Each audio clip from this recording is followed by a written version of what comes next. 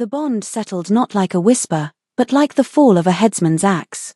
It was a moment of absolute, soul-cleaving certainty that struck King Theron of the Evernite court in the center of his ancient, unbeating heart.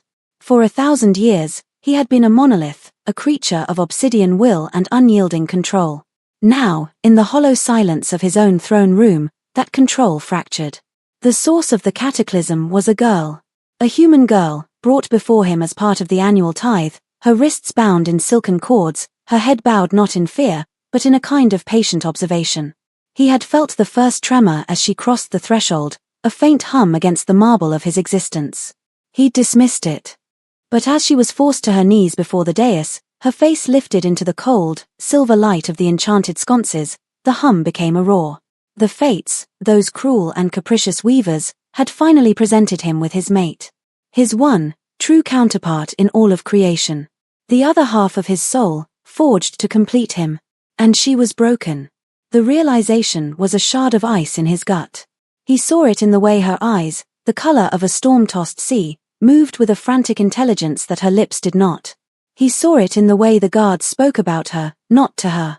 He saw it when his chancellor, a desiccated vampire named Lord Valerus, stepped forward and announced her with a sneer sheathed in courtly language. Your Majesty, we present the final offering from the sunlit lands. Ilara of the Grey Hills. There is a complication. The girl is a mute. Mute. The word echoed in the cavernous space, a pronouncement of lack, of deficiency. A king whose voice could command armies, shatter stone, and bend the will of lesser creatures was meant to be bound to a creature of silence. A queen for the Evernite court who could not speak its decrees, who could not whisper counsel, who could not scream his name in the throes of passion or pain. It was an insult. A cosmic joke with his immortal life as the punchline. The bond, however, did not care for politics or propriety. It surged through him, a tidal wave of pure, agonizing connection. It screamed at him to go to her, to tear the cords from her wrists, to lift her into his arms and feel the frantic pulse of her living heart against his dead one.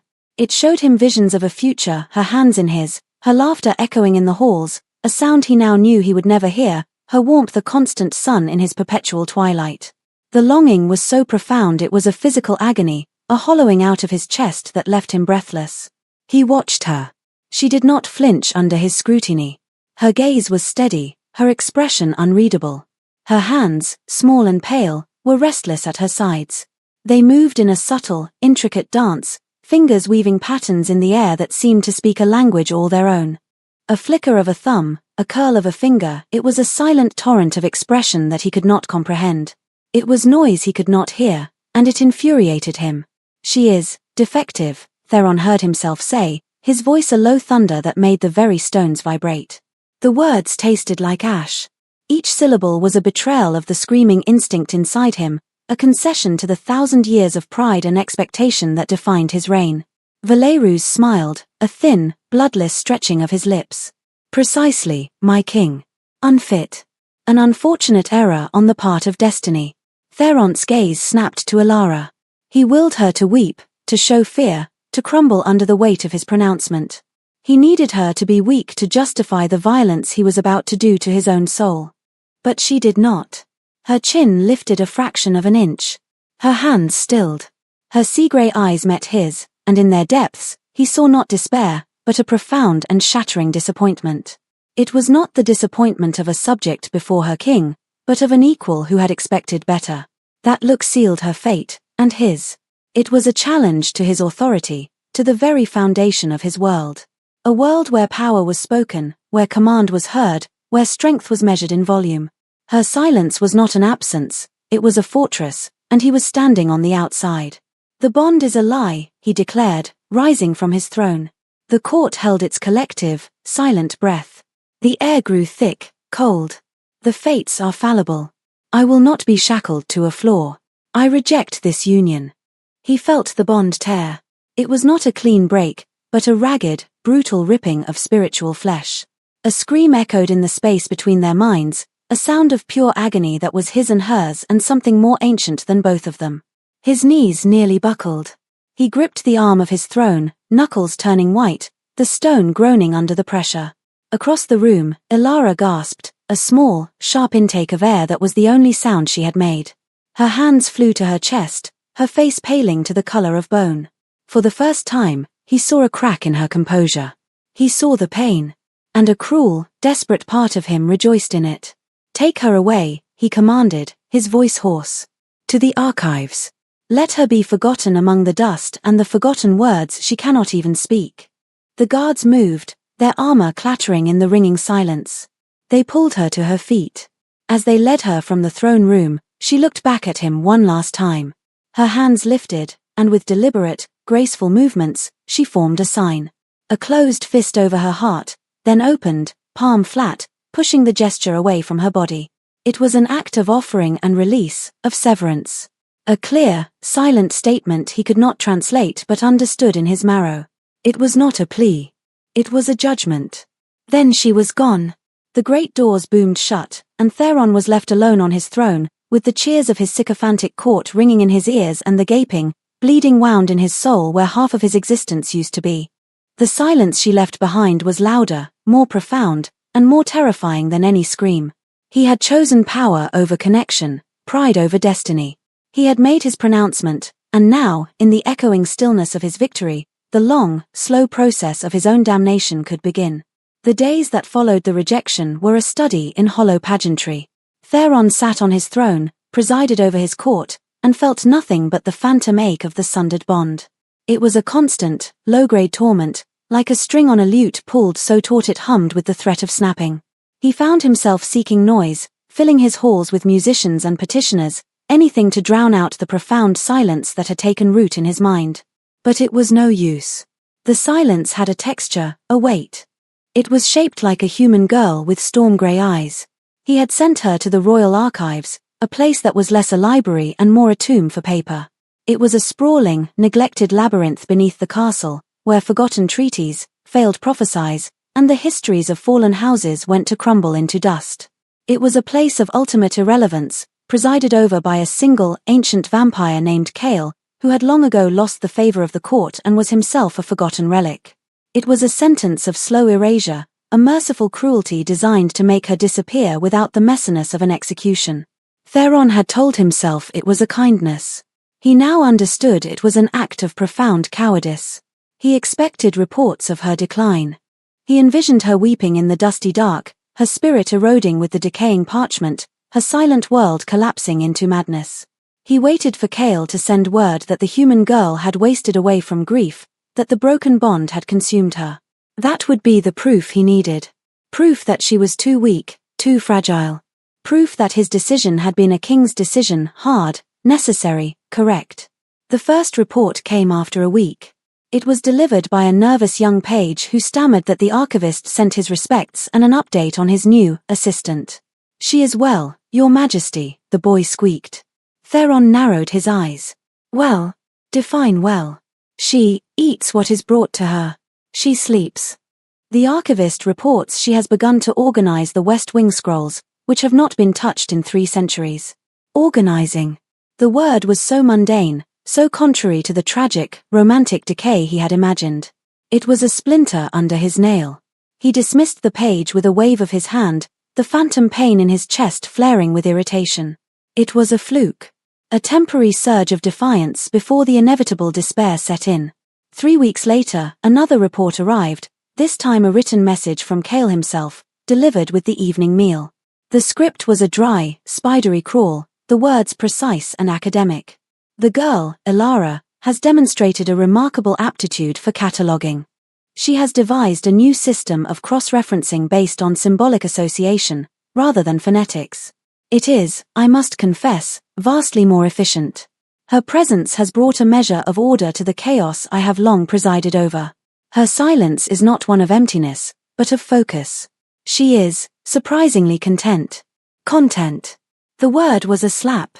He reread the note, the parchment crinkling in his tightening fist. Contentment was not supposed to be part of this equation. Despair, loneliness, a desperate yearning for the half of her soul he had denied her, that was what the bond's severance was meant to inflict. He felt it every moment of his waking existence, a chasm that no amount of power or pleasure could fill. How could she not? How could she be content in that dusty tomb, surrounded by the ghosts of forgotten words? He began to seek out the reports. He commanded Kale to send them daily. They became the focal point of his unending nights, a ritual of self-inflicted torture. The dispatches were infuriatingly simple, maddeningly serene. Ilara cleared the mold from the prophetic texts of the Second Age. She used lemon oil and a soft cloth. Ilara discovered a discrepancy in the lineage of the House of Morgan. She corrected it with a carefully penned note in the margin. Ilara has begun tending to the phosphorescent moss that grows in the lower vaults.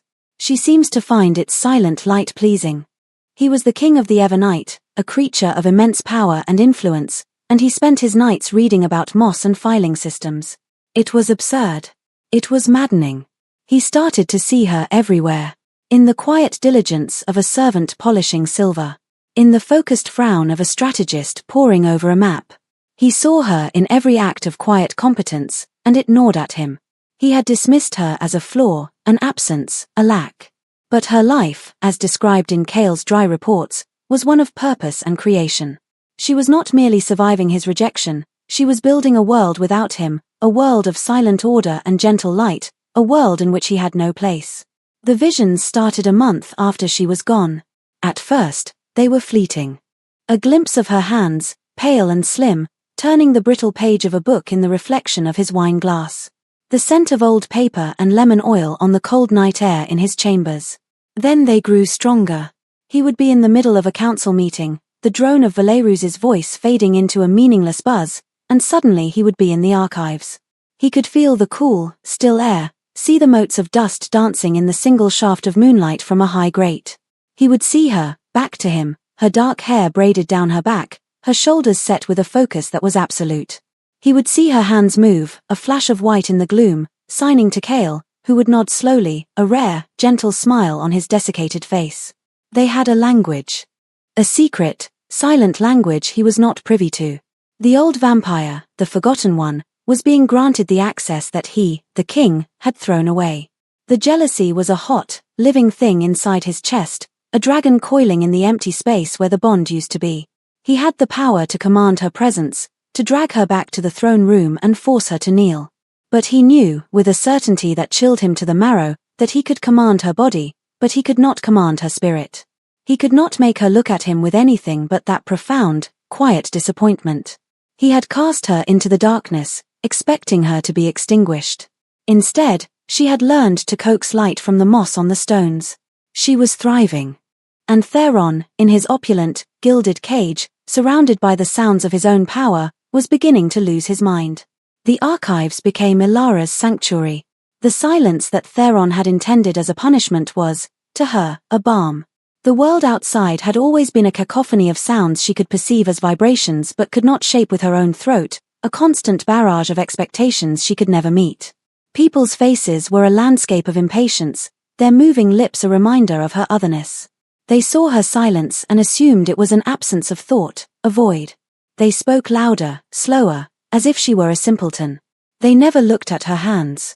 But here, in the deep, quiet heart of the castle, the silence was a presence, not an absence. It was filled with the gentle rustle of vellum, the scent of dust and time, the steady, patient rhythm of her own breathing. Here, her thoughts could stretch, unfurl, and take root. The endless shelves were not a prison, they were a forest of knowledge, and she was its sole, dedicated explorer. Kale, the archivist, was a creature carved from shadow and parchment. His skin was as thin and dry as an ancient scroll, his movements slow and deliberate. When Theron had first cast her down here, Kale had regarded her with a weary, academic curiosity, another forgotten artifact to be shelved and ignored. He had set a cot for her in a small, dry alcove, provided her with food and water, and then retreated into his own dusty solitude. For the first few days, they existed in parallel orbits, two silent bodies moving through the labyrinthine halls. Ilara did not try to engage him. She simply began to work. She found a section of scrolls so thoroughly mildewed they had fused into a solid, unreadable mass. With painstaking care, she began to separate them, using a small, sharp knife and the warmth of her own living hands to coax the brittle pages apart. It was slow, meticulous work, requiring a patience that the rushed, noisy world above had never allowed her. It was on the fourth day that Kale first truly saw her. He had been observing her from the shadows of a towering bookshelf, watching her small, determined hands. She had successfully saved a scroll and was now carefully transcribing its faded, crumbling text onto fresh parchment. Her brow was furrowed in concentration, her entire being focused on this single act of preservation. He stepped forward, his voice a dry rasp. "What does it say?" She looked up, startled. His voice was a strange intrusion, a rock dropped into a still pool. She met his gaze, then looked down at the scroll. Her hands rose. It was a hesitant gesture at first, cautious. She signed the words slowly, her fingers shaping the elegant, archaic forms of the old court sign. "It is a history of the Starfall Guild, weavers who charted the constellations in their tapestries." Cale blinked. His own hands, gnarled with age, lifted automatically, forming a clumsy, long-forgotten response. "You know the old tongue?" A small, surprised smile touched her lips. It transformed her face, chasing away the shadows of caution. "My grandmother taught me." She said words spoken can lie, but the words of the hands must be true. It was the beginning. Their silent conversations became the new rhythm of the archives. Cale, who had not used the old tongue in 500 years, found the language returning to him like a half-remembered song. He learned the nuances of her expression, the way a slight dip of her chin added gravity to a statement, the way a quick flash of her fingers conveyed a dry wit he never would have expected. He saw that her mind was sharp, her intellect keen. She was not a broken thing, she was a complete person who simply spoke a different language. He began to teach her, in turn. He showed her how to bind books, how to mix inks, how to read the subtle tells of a forged document. She absorbed it all with a hunger that astonished him. She was not just organizing the chaos of the archives, she was mastering it. The space began to transform under her care. The air grew less stale, tinged with the scent of her lemon oil polish and the fresh ink she ground herself. She arranged the phosphorescent moss in patterns on the damp stone walls of the lower levels, creating soft, glowing murals of constellations, echoing the work of the Starfall Guild she so admired. The archives, once a place of decay, began to feel alive. For Alara, this was more than survival. It was a reclamation. In the world above, she had been defined by what she lacked. Here, she was defined by what she created.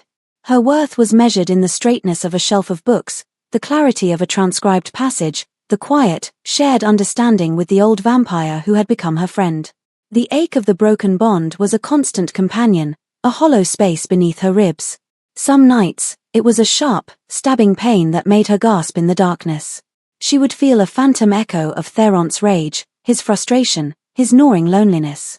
She understood that he was suffering, but her pity was a distant, clinical thing. He had been given a choice, to see her or to see a symbol of his own perceived imperfection. He had chosen the latter. The pain was the consequence of his own blindness. She would not let it consume her. Instead, she poured her energy, her focus, her very essence into the world she was building. She found a forgotten treatise on architecture and, using its principles, designed a system of pulleys and counterweights to more easily move the heaviest tomes. She discovered a collection of folk songs from the mountain villages, their lyrics full of a simple, earthy wisdom, and she began illustrating them in the margins of a blank ledger. One evening, Cale found her in her alcove, not reading, but staring at her own hands in the soft moss light. "What are you thinking?" He signed. She looked at him, her grey eyes luminous. "He called me defective," she signed back, her movements slow, deliberate. "He said I was a flaw." He looked at my silence and saw an empty room. She paused, then her hands moved again, faster now, imbued with a fierce, quiet passion. "But this room is not empty. It is furnished with everything I have ever learned, everything I have ever felt." He did not bother to open the door. Cale watched her, his ancient heart stirring with a protective instinct he hadn't felt in centuries. He had seen countless kings and queens rise and fall. He knew the corrosive nature of pride. Theron had thrown away a treasure, and he was so blinded by its unusual shape that he didn't even know what he had lost. But Cale knew. And he knew that the quiet, resilient girl before him was building a kingdom of her own in the dust, a kingdom far stronger than the one of pomp and circumstance in the world above. Theron's control, the bedrock of his millennium-long reign, was eroding like a cliff face under a relentless tide. The daily reports from the archives were no longer a source of irritated curiosity, they were an addiction. Each detail of Alara's quiet, productive life was a fresh torment. He pictured her hands, not bound in silk, but dusted with the powder of ancient paper, stained with the rich, dark ink she mixed herself. He imagined the scent of the lemon oil she used to polish the wood, a clean, bright scent so at odds with the cloying incense that filled his throne room. His court began to notice the change in him. His legendary composure had developed cracks. He was prone to sudden, unnerving silences in the middle of council meetings, his eyes focused on something no one else could see. His temper, always a cold and precise instrument, was becoming volatile and unpredictable. He shattered a priceless obsidian goblet when a courtier made an offhand remark about the virtue of a quiet wife. The man was banished to the frozen northern garrisons before the wine had even finished seeping into the marble floor. Lord Valerus watched these developments with the keen, predatory interest of a vulture circling a dying beast. He saw the king's distraction, the haunted look that sometimes flickered in his eyes. He attributed it to the lingering insult of the broken bond, a weakness that needed to be managed. "Your Majesty," he would say, his voice a soothing, venomous balm, "you were right to cast the defective thing aside. Such a flaw would have been a poison to your legacy. Your strength is in your purity, your wholeness." But Theron no longer felt whole. He felt amputated. The visions were growing more frequent, more vivid. He would be walking the battlements, the cold wind whipping his cloak around him, and for a moment, he would feel the cool, still air of the archives. He would see Alara, not as a distant figure, but up close. He could see the faint dusting of freckles across her nose, the way a loose strand of her dark hair curled at her temple. He saw her smile, a genuine, unguarded smile, as she shared a silent joke with Kale. The sight of it was like a physical blow, knocking the air from his lungs. She had never smiled for him. He had never given her a reason to. One night, the loneliness became unbearable. It was a physical presence in his vast, empty chambers, a cold weight on his chest. He stood before a grand, silver-framed mirror, but his own reflection seemed distant, unreal. As he stared, his image flickered. For a heartbeat, he saw her standing behind him, her reflection watching his with those serious, sea-grey eyes. He spun around, his heart, that useless, dead muscle, lurching with a desperate hope. The room was empty. The silence mocked him. He was the king. He could have anything he desired. Any woman, any treasure, any power. And the only thing he wanted was the one thing he had willfully discarded. The irony was so bitter it felt like poison on his tongue. He had rejected her for her silence, and now her silence was the only thing he could hear. It was the silence of his empty bed, the silence of his hollow triumphs, the silence of a soul that had severed its other half. Meanwhile, in the quiet world below, Alara was making a discovery. It began with a discrepancy, a single line in a royal genealogy that didn't match the record in a corresponding trade agreement. It was a small thing, a clerical error most would have overlooked. But Alara's mind, honed by the meticulous order of the archives, snagged on it. She followed the thread. For weeks, she delved deeper, cross-referencing shipping manifests, private letters, and forgotten court records. Kale, intrigued by her focus, helped her, retrieving heavy, dust-choked ledgers from the highest shelves. What she uncovered was not a simple mistake. It was a deliberate, carefully constructed lie woven into the very fabric of the kingdom's history. A century ago, Theron's grandfather had usurped the throne from his older brother. The official histories recorded that the brother, Prince Lyron, had died of a wasting sickness. But Alara found the truth hidden in the private correspondence of the court physician. Prince Lyron had not been sick. He had been exiled. And the reason for his exile, the justification for the coup, was a secret that made the breath catch in Alara's throat. Prince Lyron had taken a mate who was a member of the Sun Singers, a nomadic human tribe who communicated not through speech, but through a complex song language. He had been declared unfit to rule because he had bound himself to someone considered incomplete, someone who could not speak the court tongue. The pattern was undeniable. It was a prejudice codified into law and history, a systemic rejection of any form of communication that wasn't verbal. Her own rejection was not a personal whim of Theron's. It was the inevitable outcome of a system of power built on a narrow, arrogant definition of what it meant to be whole. She found a portrait of Prince Lyron, hidden in a dusty folio.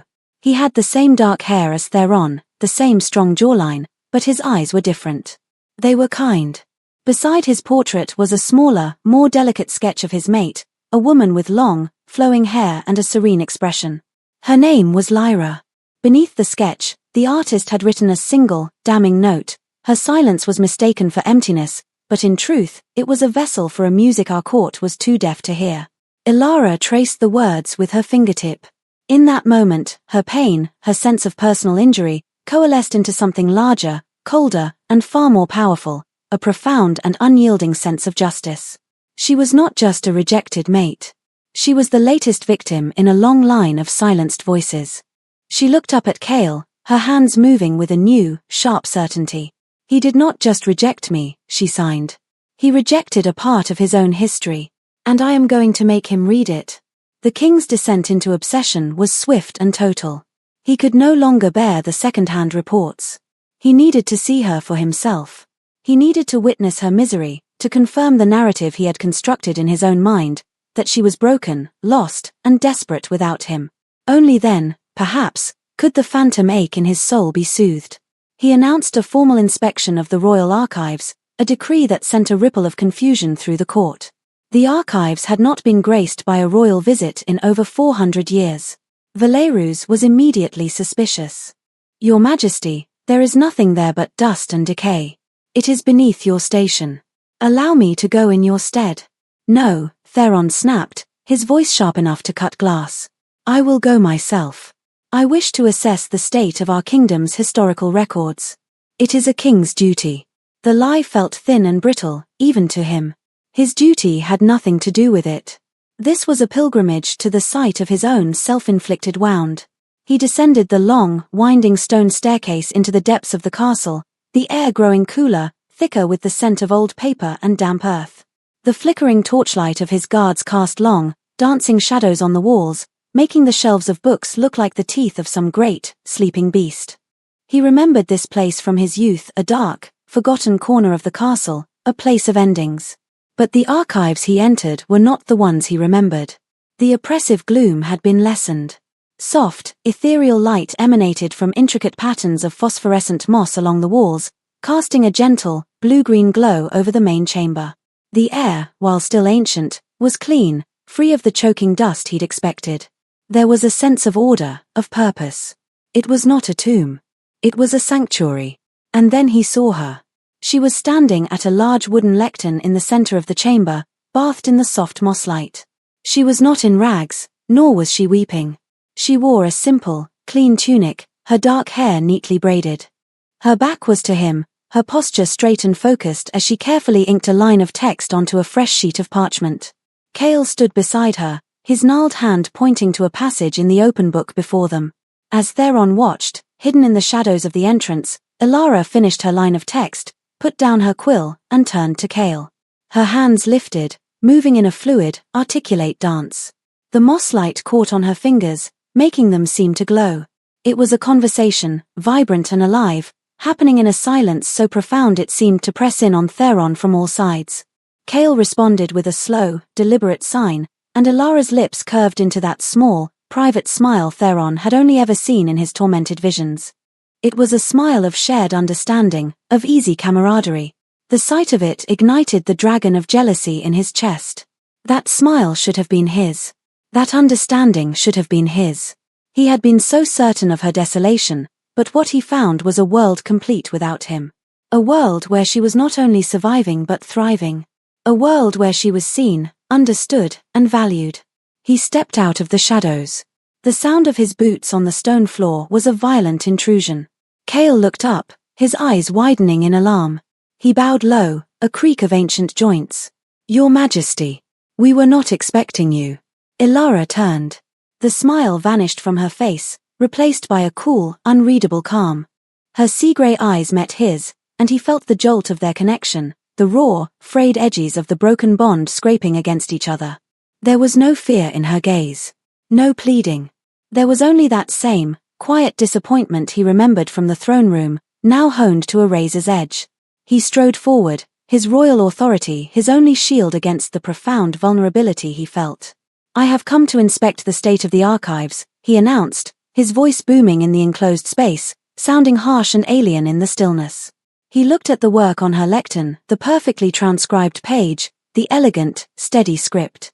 You have been Busy it was meant to sound like an accusation, a judgment on her audacity to find purpose in her exile.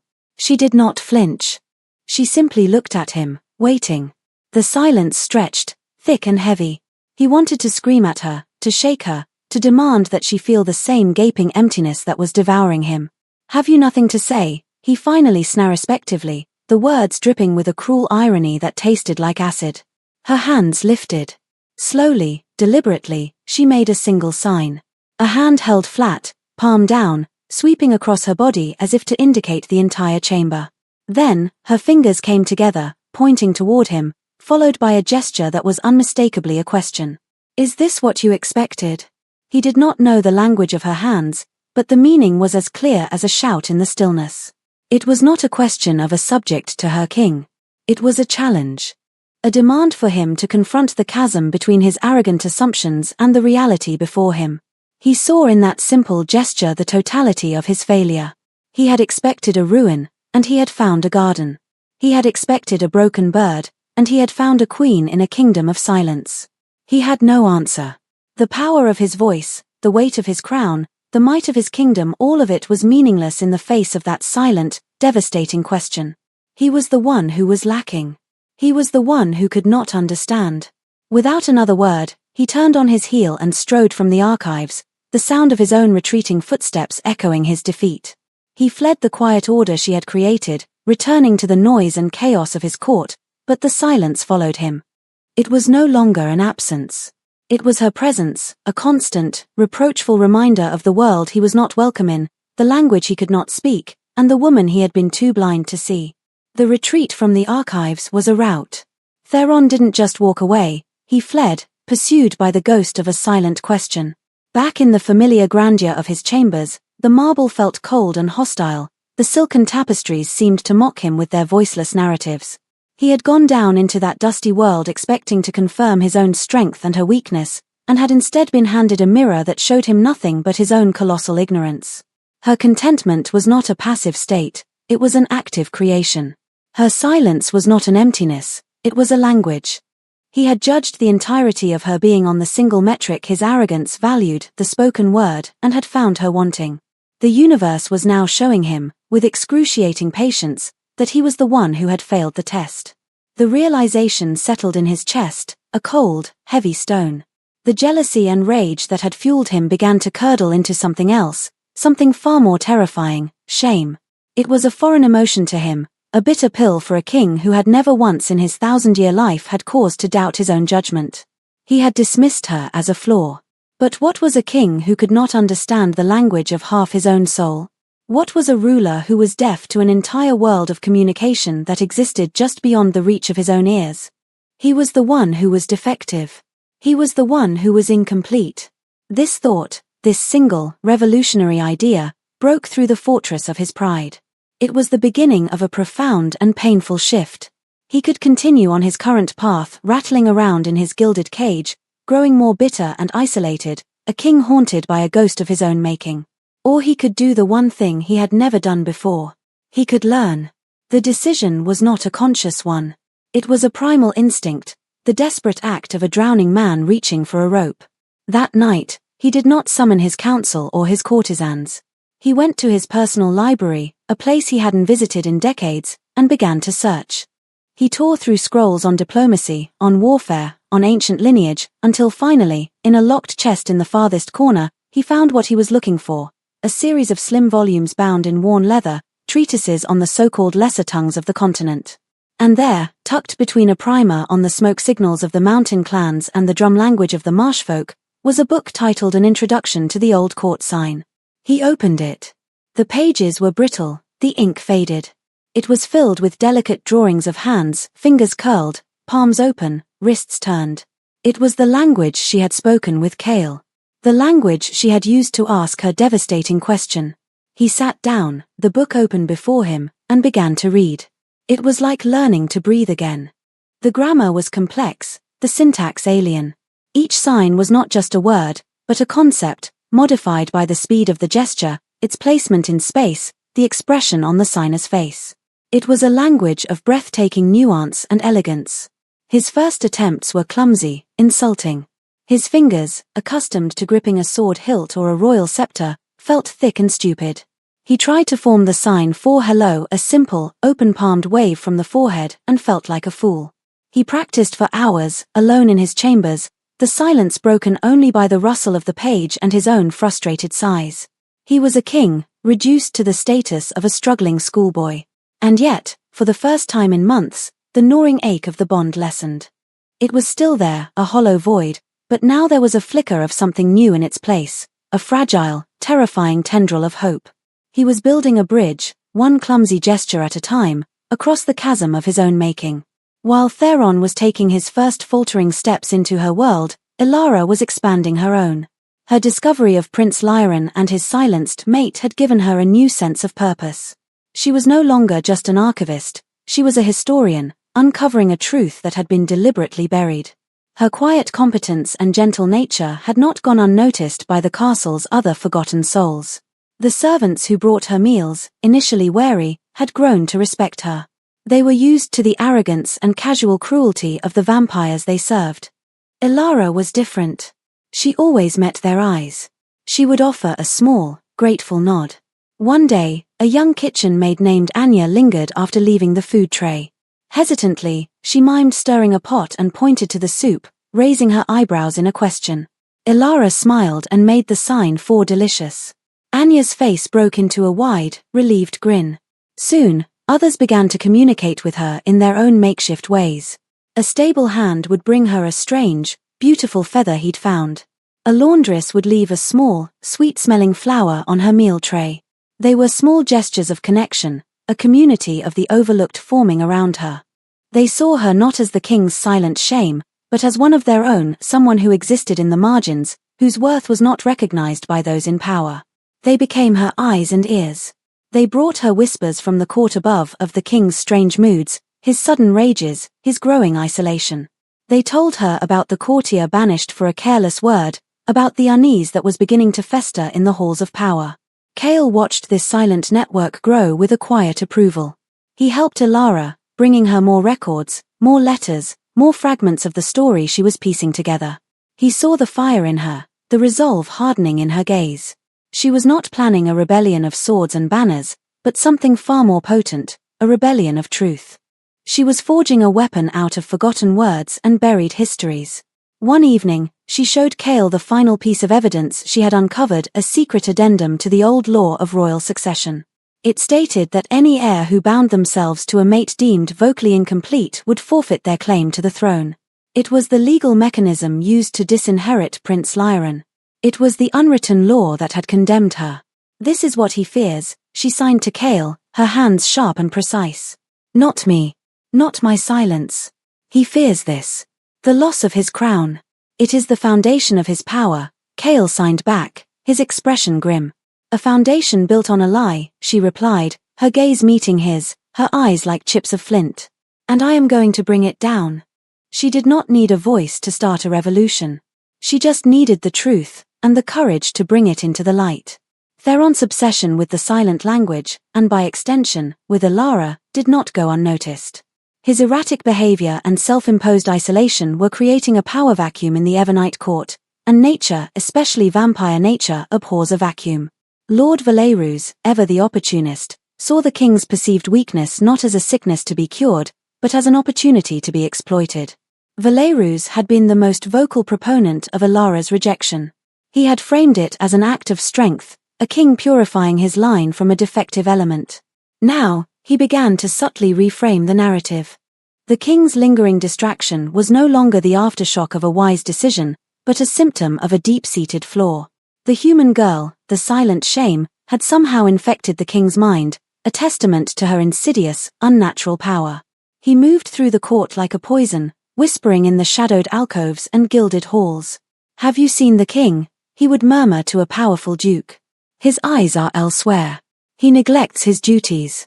He is haunted by the mute girl. A king should not be so easily undone by a broken toy." To a formidable general, he would say, "The northern garrisons report unrest. The king has not reviewed the dispatch. His mind is occupied. A distracted king is a vulnerable king. And a vulnerable kingdom is a tempting prize for our enemies." He was careful, never overtly challenging Theron's authority. Instead, he planted seeds of doubt, nurturing the growing anxiety within the court. He presented himself as the loyal chancellor, the steady hand seeking only to protect the kingdom from its monarch's curious affliction. He used Alara as a symbol of everything that was wrong, a foreign contaminant that had weakened the pure, unyielding strength of the vampire throne. His whispers eventually reached Theron, as he knew they would. The king was too consumed by his private studies to engage in the usual courtly intrigue, a fact Valerus counted on. Theron heard the rumors of his own instability, of the court's growing concern, but he dismissed them as the predictable machinations of ambitious lesser beings. He failed to see how potent the narrative Valerus was weaving had become. He was learning Alara's language, but he was forgetting how to speak the language of power he had mastered centuries ago. Valerus knew he needed to escalate. The whispers were not enough. He needed to turn the symbol of Alara into a tangible threat, an infection that required a surgeon's knife to remove. He believed that if the source of the king's madness were eliminated, one of two things would happen. Either Theron would be shocked back to his senses, his mind cleared of the phantom limb that plagued him, or his final, definitive break from reality would prove him unfit to rule. Either outcome served Valerus's ambition. He summoned his personal guard, a cadre of ruthless vampires bound to him by blood oaths and promises of power. They were killers, not courtiers, and they moved through the castle's secret passages like wraiths. The king is unwell, Valerus told them, his voice a low, conspiratorial hum in the darkness of his private chamber. He is bewitched by the silent human in the archives. Her existence is a poison in the heart of our kingdom. For the good of the Evernite, this poison must be purged. He did not need to be more explicit. His guards understood. This was not to be a royal execution, but a quiet, unfortunate accident. A slip on the damp stairs. A tragic collapse of an unstable bookshelf. A human girl's fragile body was no match for the stone and shadows of the archives. Kale, the archivist, is old and irrelevant, Valerus added as a final instruction. But he is loyal to the king. Ensure he does not witness anything that might trouble his conscience. The implication was clear. Kale was as disposable as the girl. As his assassins slipped away into the castle's hidden veins, Valerus allowed himself a small, triumphant smile. He was not just eliminating a political inconvenience. He was, in his own mind, purifying the court. He was excising the weakness Theron had failed to properly destroy. He was asserting the old way, the true way of the Evernite, that power was absolute, that silence was emptiness, and that anything or anyone who defied that truth must be ground into dust. He had no concept of the bond, no understanding of the spiritual cataclysm he was about to unleash. He saw only a simple, political calculation, and in his arrogance, he believed he had accounted for every variable. He was wrong. The attack came just after moon high, the deepest point of the vampire night. The archives were still and quiet, bathed in the soft, blue-green glow of the moss Alara so carefully tended. She and Kale were working at the large central table, meticulously restoring a set of ancient celestial maps. The silence between them was comfortable, full of the easy rhythm of shared work. The first sign of trouble was a subtle shift in the air, a cold draft from a direction where no draft should be. Kale looked up, his ancient senses, though dulled by time, detecting a flicker of wrongness. He saw a shadow detach itself from the deeper darkness of a far corridor. Then another. Alara, he rasped, his voice tight with sudden alarm. He shoved the heavy table, sending it scraping across the stone floor to create a makeshift barrier. Behind me. Now. She didn't hesitate. She had seen the figures too, their movements too fluid, too predatory to be servants or scholars. There were 3 of them, clad in dark leather, their faces grim and impassive. They were Valerus's personal guard. She recognized their insignia from the court records she had studied. The lead vampire smiled, a flash of white fangs in the gloom. The Chancellor sends his regards. He regrets that your time in the king's service has come to an end. Kale drew a long, thin letter opener from his belt. It was a pathetic weapon against trained killers, but he held it with the steady hand of one who had nothing left to lose. You will not touch her, he said, his voice a low growl. The fight was brutal and short. The assassins were younger, stronger, faster. Kale was an archivist, not a warrior. But he fought with a desperate, paternal fury, his ancient body moving with a surprising speed. He managed to wound one of them, a deep gash in the arm, before the other two overwhelmed him. One of them drove a fist into his chest, the sound a sickening crack of old bone. Cale crumpled to the floor, gasping, the letter opener clattering away. At the same instant, hundreds of feet above in the royal tower, Theron screamed. It was not a sound of anger or command. It was a raw, animal cry of pure agony. The bond, the frayed and broken tether to Alara, had just erupted into a psychic firestorm.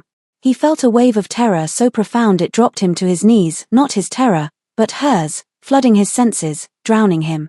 It was the primal, heart-stopping fear of a cornered animal facing its end. He didn't think. He didn't plan. He moved. He burst from his chambers, a blur of shadow and fury, his guards scrambling to keep up. The courtiers in the halls flattened themselves against the walls as he passed, their faces masks of shock and fear.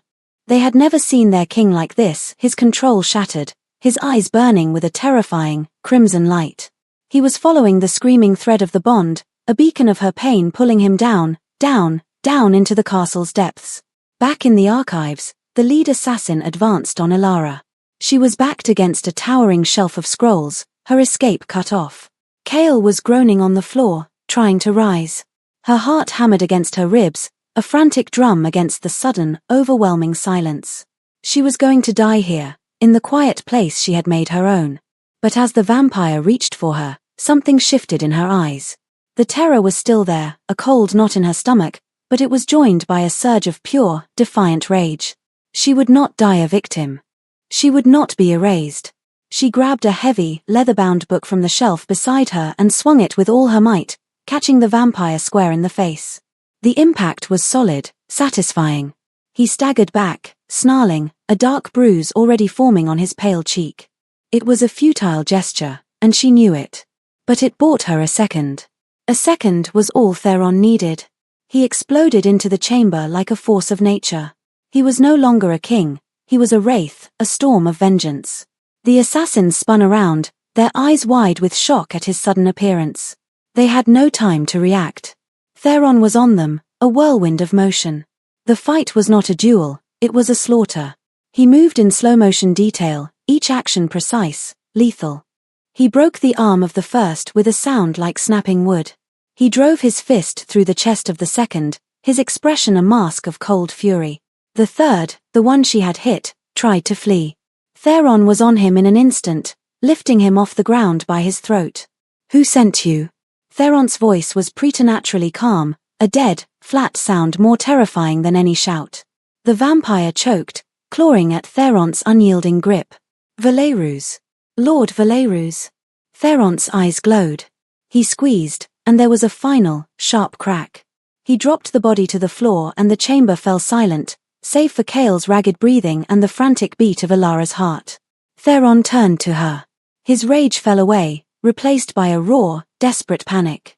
He saw the book clutched in her hands, her knuckles white. He saw the defiance in her eyes, warring with the fear. He saw her, alive, breathing, unharmed. The relief was so overwhelming it felt like a physical blow, nearly buckling his knees for the second time in his long life. He took a step toward her, then another. He was covered in the dust and blood of the fight. He looked like the monster from the old tales. He saw her flinch, a tiny, involuntary movement, and it stopped him cold. He was the reason for this. His rejection, his neglect, his blindness had led her here, to this moment of terror. He remembered the book. The hours spent tracing the shapes of her language with his clumsy fingers. He lifted a hand, slowly, so as not to frighten her. It trembled slightly. He formed a single, hesitant sign, the lines imperfect, the movement unsure. A hand tapping his own chest, then pointing to her. "You." It was meant to be the sign for "Are you safe?" but in his haste and desperation, it was incomplete. It was just a question. "You." But it was enough. It was more than enough. It was the first word he had ever truly spoken to her in her own language. It was an acknowledgement. An attempt. A bridge. Alara stared at his hand, at the clumsy, desperate gesture. Her breath hitched. The book fell from her fingers, landing on the stone floor with a soft thud. In the midst of the carnage, surrounded by the bodies of her would-be assassins, the king of the Evernight had finally finally asked her a question she could understand. And in that moment, everything changed. The aftermath of the attack was a vortex of charged silence. Theron stood frozen, his hand still extended in its clumsy, questioning gesture. Ilara stared at it, the frantic adrenaline in her veins slowly receding, leaving behind a shaky, profound stillness. He had spoken to her. Not with his powerful, booming voice, but with a language he had no reason to know. A language he had despised. Her gaze lifted from his hand to his face. The crimson rage was gone from his eyes, replaced by an emotion she had never seen there before, a raw, undisguised fear. He was afraid for her. The realization was as stunning as the attack itself. Breaking the tableau, she took a slow, deliberate step away from the bookshelf and went to Cale's side. The old vampire was struggling to sit up, clutching his chest. Ilara knelt beside him, her hands moving in a quick, anxious flurry. "Are you hurt?" "Where?" Cale managed a weak smile, his own hands shaky as he answered. "My pride, mostly. And a few ribs that are older than this castle. I will mend." Theron watched them, a storm of emotions warring within him. He saw the genuine, tender concern she had for the old archivist. He saw the easy, fluent way they spoke, a world of communication he was only just beginning to comprehend. The shame from his first visit returned, tenfold.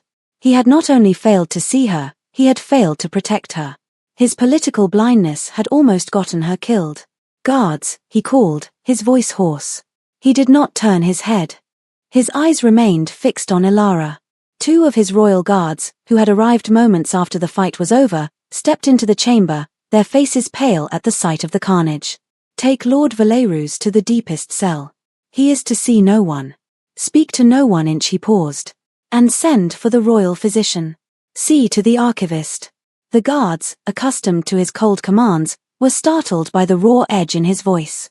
They scurried to obey, helping Cale to his feet with a gentleness born of fear of their king's current state.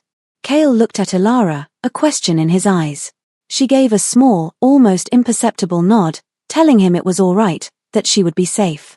As they led Cale away, Theron and Ilara were left alone with the dead. The moss light seemed to cast a funerary pall over the room.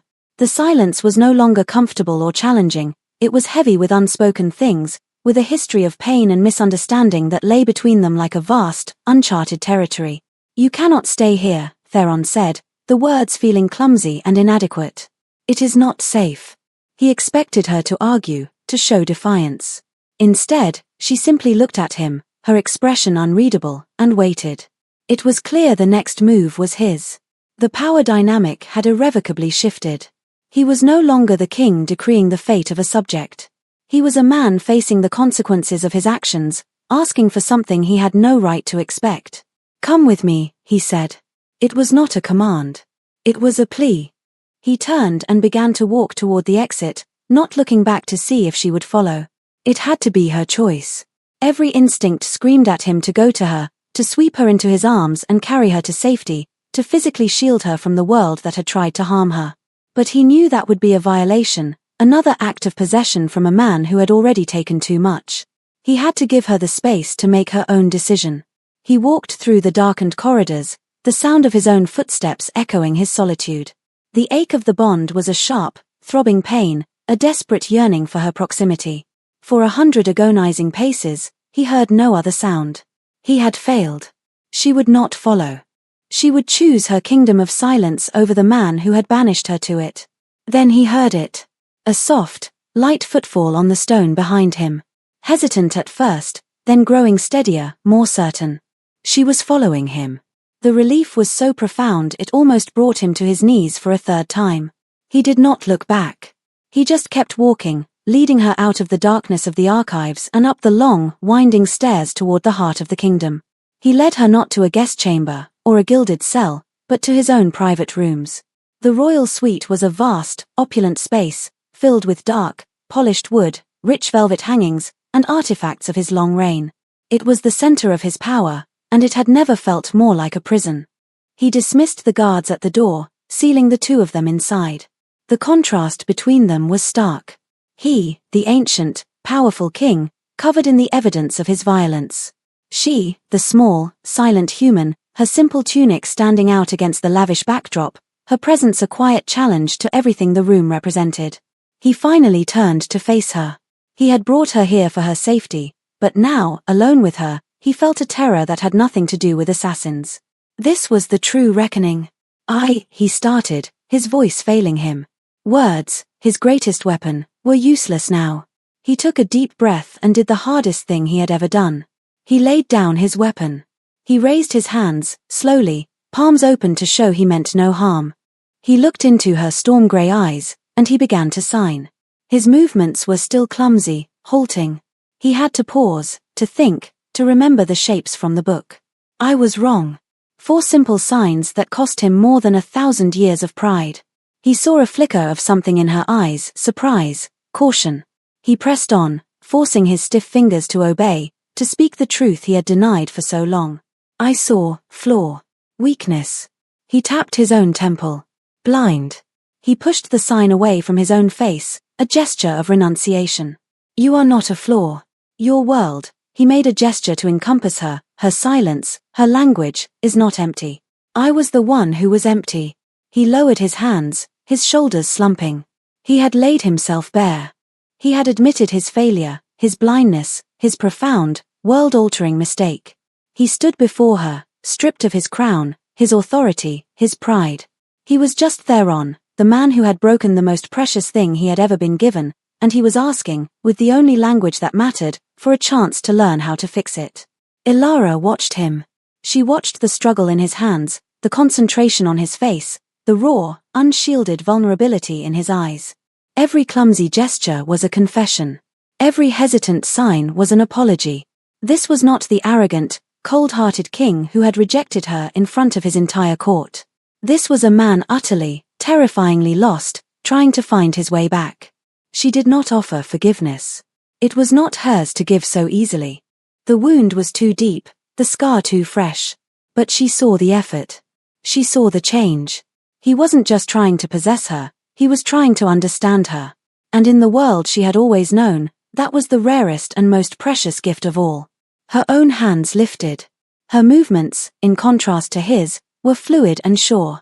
Words are easy, she signed, her expression serious.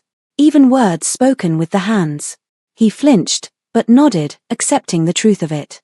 He waited. She took a step closer, her gaze unwavering. She told him of her life before the tithe, of the constant frustration, the loneliness of being unheard. She told him of the humiliation in the throne room, the tearing pain of the bond, the cold despair of her exile.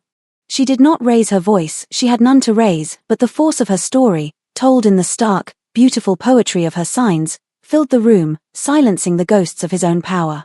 Then, her signs softened. She told him of the archives, of the peace she had found in the quiet order. She told him of Kale's kindness, of the joy of being understood, of building a world from the dust of what he had discarded. She showed him both the wound he had inflicted and the strength she had forged in spite of it. When she finished, she stood before him, her story hanging in the air between them. She had shown him everything. The choice was still his. He looked at her, his ancient heart aching with a millennium of regret packed into a few short months. He understood now. Love was not possession. It was not about finding a perfect reflection of oneself.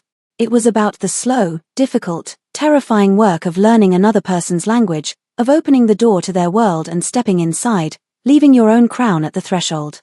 His hands rose one last time, his movements more certain now, imbued with a conviction that came from the very core of his being. Teach me, he signed. It was not a demand. It was a supplication. Let me learn. Ilara held his gaze for a long, silent moment. She saw the truth in his eyes. The beginning of a long, arduous road. She gave a single, slow nod. An agreement. A contract. A beginning. She would teach him. And he, the king of the Evernight, would finally learn how to listen. The next morning, King Theron did something unprecedented. He convened the full Evernight court not in the grand throne room, but in the castle's central library, a vast, circular chamber lined with books from floor to ceiling. It was a place of knowledge, not just power, and the choice of venue sent a ripple of confusion and apprehension through the assembled nobility. They found their king standing on a low dais, but he was not alone. Beside him stood the human girl, the silent shame, no longer in a simple tunic but in a gown of deep midnight blue that matched the color of his own royal attire. She was not standing behind him or below him, but at his side, as an equal. Lord Valerus was not present. His absence was a thunderous statement. When the court had settled into a tense, whispering silence, Theron raised a hand. He began to speak, his voice carrying its usual authority, but there was a new timbre to it, a resonance of humility that no one had ever heard before. 4 centuries, he began, his gaze sweeping over the sea of pale, aristocratic faces. The strength of this court has been defined by the power of the spoken word. We have equated silence with weakness, with absence, with a lack of intelligence. We have built our laws, our traditions, and our very sense of superiority on this narrow, arrogant belief. He paused, letting the words sink in. He then turned his head slightly to look at Elara, a silent acknowledgement passing between them. I have been the greatest proponent of this belief. And I have been profoundly, shamefully wrong. A collective gasp went through the room. A king admitting error was unheard of. Theron ignored it. He continued, his voice steady. I rejected the mate the fates chose for me because I could not hear her voice. I was deaf to her language, and in my deafness, I called her the one who was flawed. He then did something that shattered every remaining precedent of the Evernite court. As he spoke his next words, his hands rose, mirroring his speech with the clear, deliberate movements of the old court sign. The dual language proclamation was a revolution in itself. This is Elara. She is not a flaw. She is not my shame. She is my mate. My queen. And her language, he signed and spoke the words with equal emphasis, is now the language of this court. He declared that tutors in the old court sign would be made available to all, and that fluency would be expected of any who wished to have the ear of the throne. He announced that the laws of succession, the very ones Elara had uncovered, were to be rewritten. The old prejudices, codified into law, were to be burned. It was a coup. A complete upending of their world, delivered not with a sword, but with a quiet, unassailable moral authority. Some of the older, more traditional vampires looked aghast. Others, the more pragmatic, were already calculating the political shift. But many, especially the younger generation, looked at Elara, at her quiet dignity, her unshakable composure, and then at their king, who was willingly making himself vulnerable for her, and they felt a stir of something new. Respect. Hope. When he finished, he did not ask for their assent. He simply stood beside Elara, a united front. In the ringing silence, Elara's hands lifted. She signed to the court, her movements graceful and certain. Theron, standing beside her, gave her words a voice for those who could not yet understand. A kingdom that listens with its eyes as well as its ears, he translated, his voice filled with a quiet pride, will see twice as much. It will be twice as strong. In the months that followed, the Evernite court was transformed. The castle, once a place of rigid, spoken formality, began to fill with the quiet flutter of hands. Conversations happened in dual languages.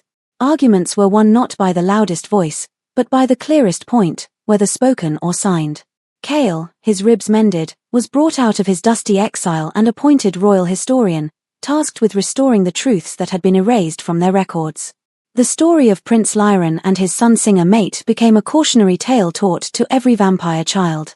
Theron and Elara's relationship was not a fairy tale romance. It was a slow, deliberate process of learning and healing. He spent hours with her every day, not as a king, but as a student. She would teach him new signs, her small hands guiding his larger, clumsier ones.